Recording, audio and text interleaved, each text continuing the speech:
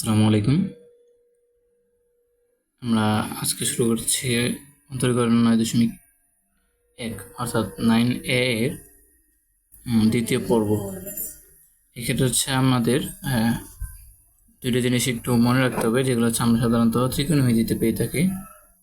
প্রথম আমি সেই জিনিসটা যদি তোমাদেরকে একটু দেখাই, হচ্ছে 1 minus cos 2x equal to হচ্ছে 2 sin square x।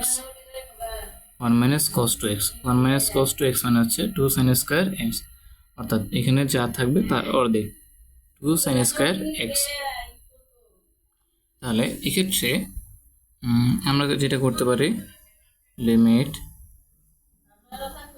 x tends to 0 1 minus cos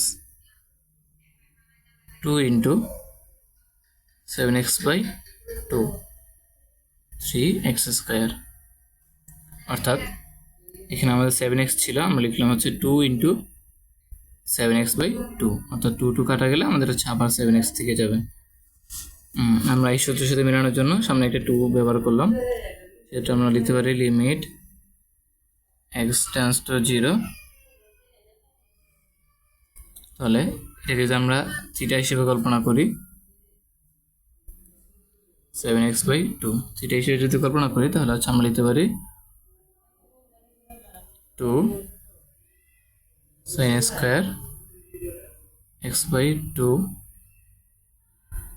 3x square. অন্তরীকরণের ক্ষেত্রে আমরা আরও যে সকল কিছু সূত্র শিখেছি, তার মধ্যে একটি খুবই গুরুত্বপূর্ণ একটি সূত্র, limit x tends to 0 sin x by x, যার মান হচ্ছে 1।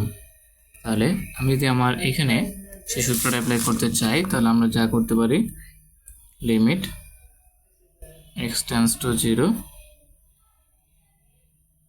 আমরা 2 এবং 3টাকে আলাদা রাখলাম, এবং এখানে লিখলাম হচ্ছে sine 7x by 2 into sine 7x by 2।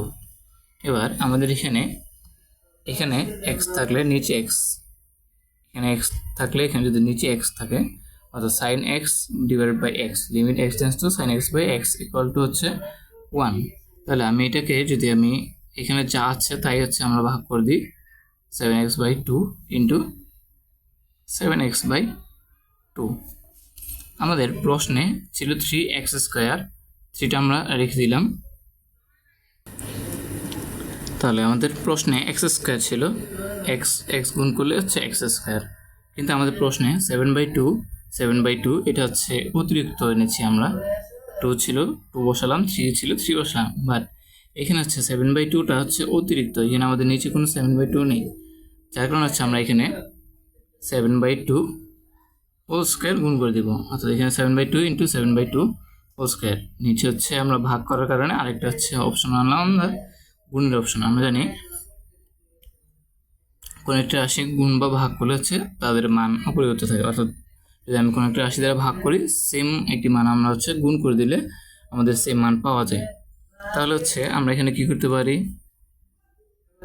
2/3টা সামনে নিয়ে আসলাম, এবং এই 7/2টা অর্থাৎ 49 ডিভাইডেড বাই 4 আমরা সামনে নিয়ে আসলাম।